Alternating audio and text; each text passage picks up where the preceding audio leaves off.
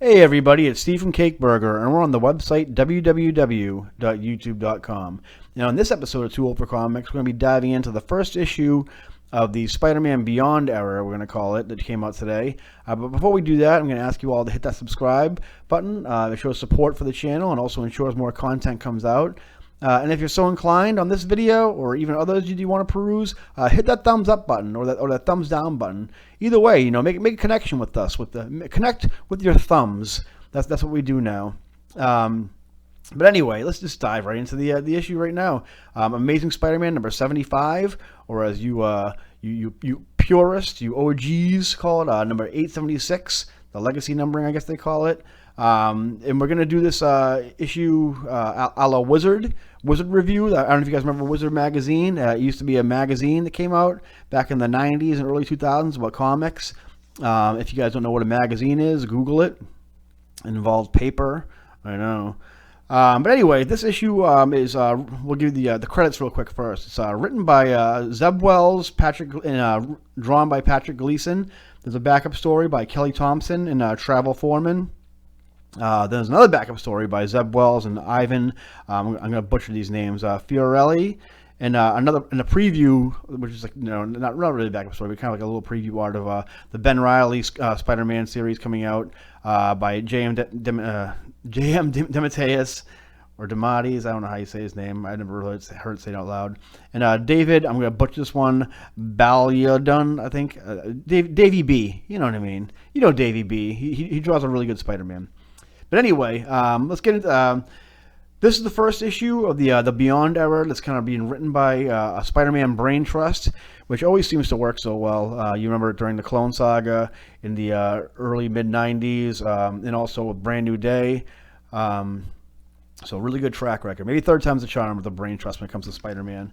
But anyway, so like I said, we're going to do it Wizard style. We're going to do it like the skinny, which is basically kind of setting up where we are as far as the series goes, where we start off.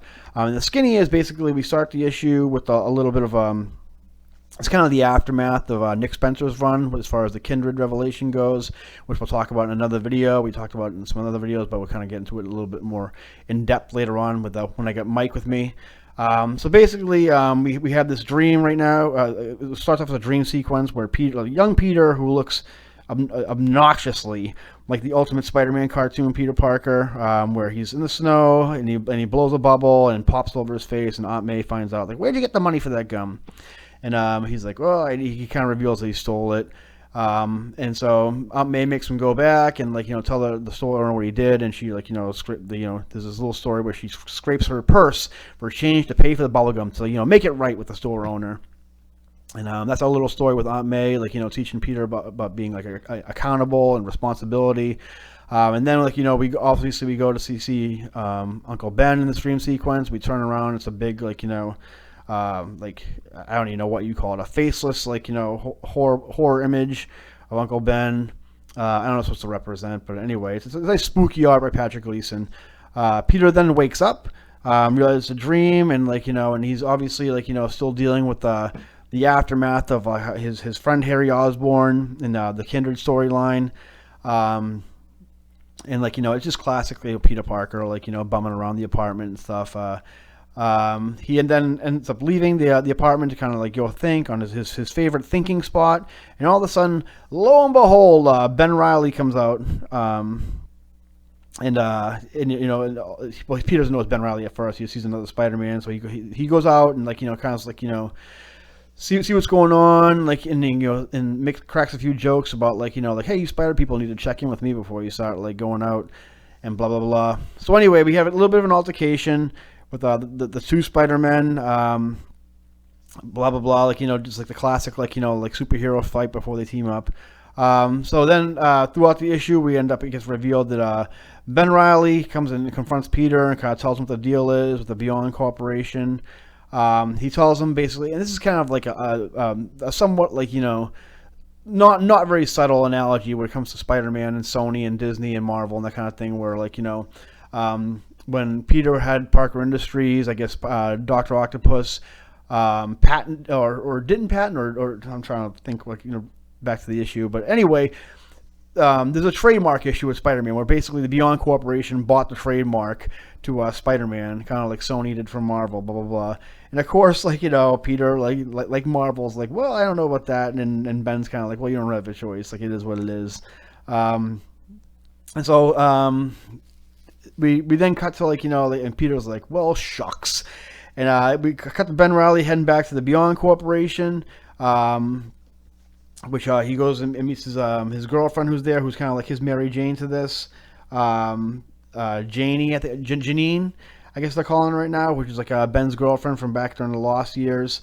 And so then we kind of like set up we kind of do a little bit of world building at the Beyond Corporation, where the status quo of what Ben is. He's living in a mansion, being sponsored by these people that they're throwing money at him.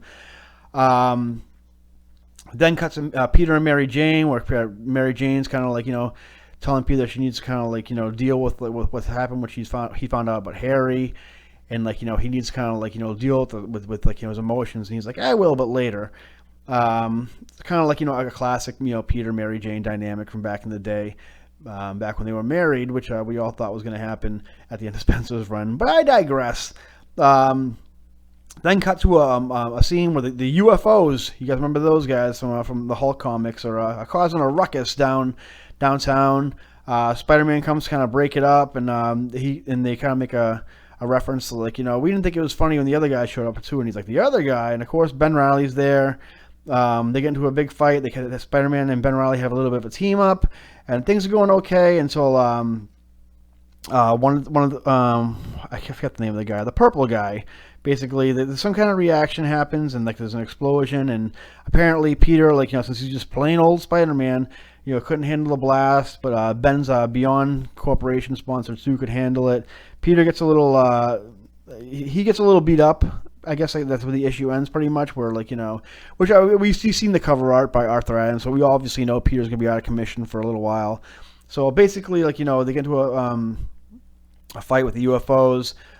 Which is kind of alluded to. This is staged a little bit, where one of the UFOs say, we proved our point. Let's get out of here. So that's the end of the main issue by Zeb Wells and Patrick Gleason. I guess I'll kind of get into the good and the bad for the main story, I guess, and then I kind of talk about the backup stories after that.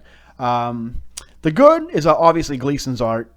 Gleason, as great as he was over at DC, since he's come to Marvel, he's really flourished as an artist. I think, his time on Spider-Man and other projects he's done, especially his covers and stuff like that, have been so dynamic and beautiful, and he's really grown as an artist and become a real force to be reckoned with. He's gone from the B list, I guess, at DC to being an A list at Marvel.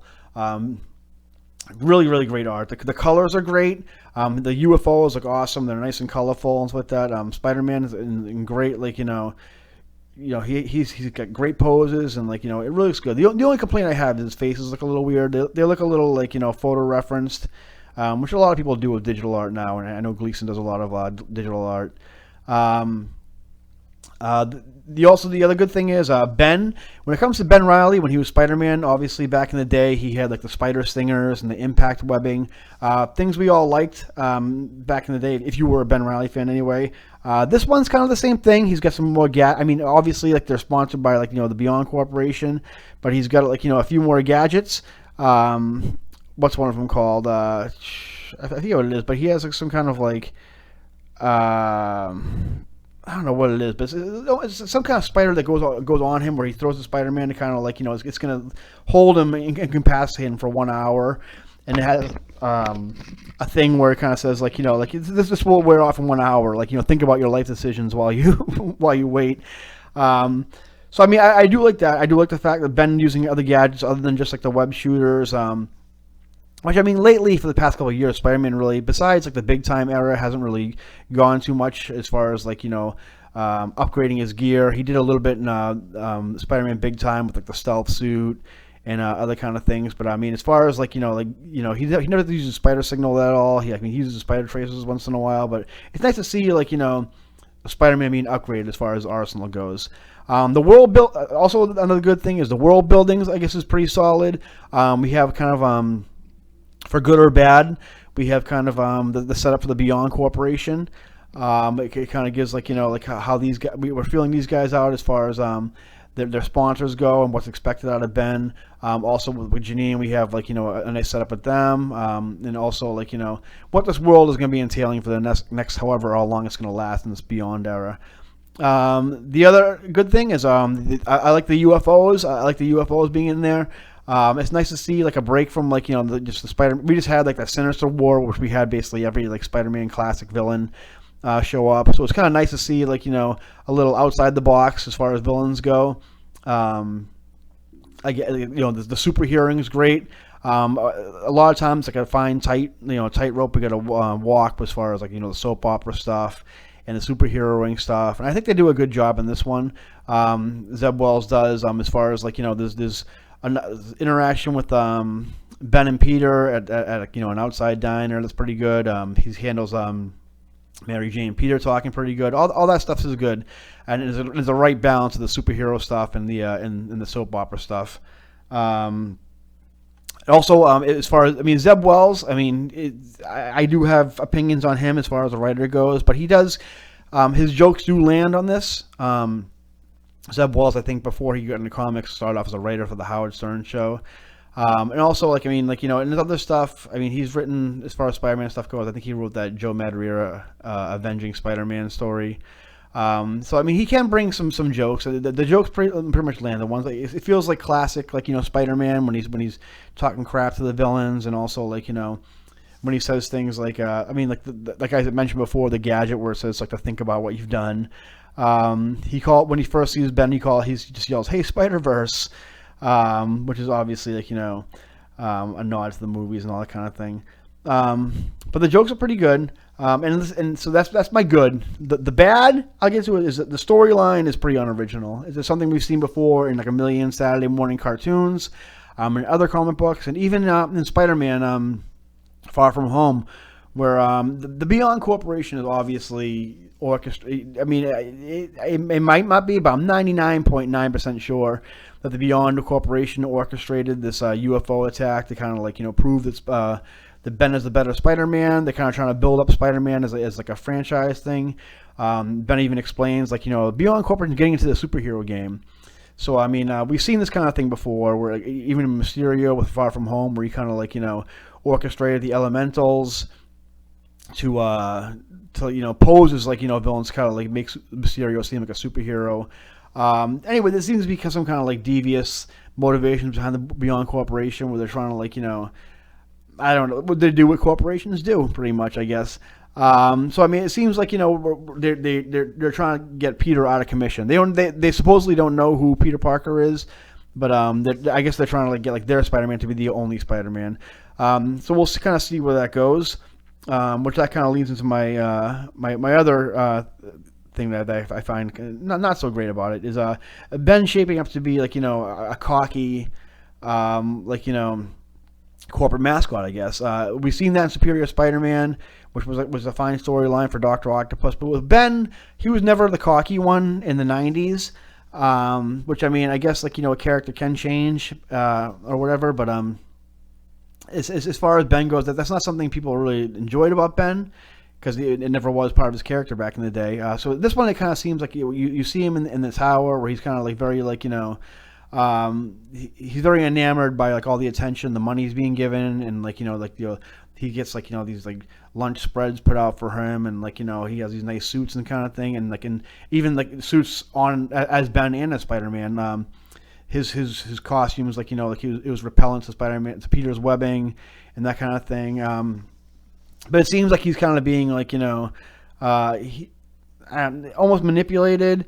And almost set up to be, which I think a lot of throughout the years, it's you've seen it during Slot's run a little bit, not a little bit, a lot of it, and kind of it's a hard tightrope act to not turn him into the evil Spider-Man, which I don't think it's going to happen, but there's a possibility by the end of the story, this Spider-Man Beyond storyline, whenever it ends, that it could shape up to be Peter, almost like Batman and Azrael and Nightfall, where it's where Ben doesn't want to give up the Spider-Man mantle, and Peter has to take it from him, and it kind of turns into he turns into the bad Spider-Man, pretty much. Which I hope they don't shape up because I love Ben Reilly, but it could happen. You never know. Um, which also kind of like they did this during the original Clone Saga where Ben Reilly was introduced and as the Scarlet Spider and as a Spider-Man, where they kind of do a little bit of a character assassination on Peter. In this one, Peter's Peter's pretty incompetent in this one. I mean, like he's Spider-Man, yeah, but he also seems like like incompetent in comparison to this Beyond Spider-Man, which is I guess is the point for the Beyond Corporation to kind of make him seem obsolete. But it's a reoccurring trope with the I guess what to say Ben Reilly in the Clone Saga, where in order to prop up Ben, they have to knock Peter down, which is something I don't really enjoy. But I mean it's not as bad as it was back in the '90s, where they had Peter's just being a bipolar mess and slapping around Mary Jane and that kind of thing. But I don't know. I hope they don't go too far with it. I mean, but obviously Peter's gonna be out of commission during most of this run, allegedly anyway, as far as the covers go. But yeah, I mean, that's my good and bad. As far as to be honest with you, after the Nick Spencer's storyline, I kind of thought of it as maybe it's gonna be a jumping off point for me when it comes to Spider-Man. I think maybe I don't know. I wasn't really looking forward to it because I'm not a fan of Zeb Wells. Zeb Wells, I mean, I've read a couple issues of Hellions, they were fine, but as far as his Spider-Man work, like I said, he did that Joe Mad storyline. He's did a couple other short stories, but he's also written by far in my opinion, one of the worst storylines ever, which is the Shed storyline with the Lizard he did with Chris Bachalo back during the Brand New Day era. Which so I mean, Zeb Wells, I don't know if he's capable of being a long-term architect of Spider-Man, but I've been wrong before. The other things I didn't really get into was the backup story by Kelly Thompson. She did a storyline with who was it? The Heroes for Hire, which I mean, it's a cute little story where they have this little fight in an alley, and then Ben comes at the end and kind of recruits them. I guess is where he's basically. Where it just seems he's kind of being a recruiter, I guess, for the Beyond Corporation, which is another trope of a corporation trying to buy up all these smaller unknown properties and kind of building them up to be this it's really such an analogy for what's going on with the Spider-Man rights and that kind of thing in Marvel and studios and that kind of thing. It is fine, it's nothing special. It's written by Kelly Thompson, like I said. The other one is another storyline written by Zeb Wells and Ivan Fiorelli, who I think has done some past work on Spider-Man during the Spencer run.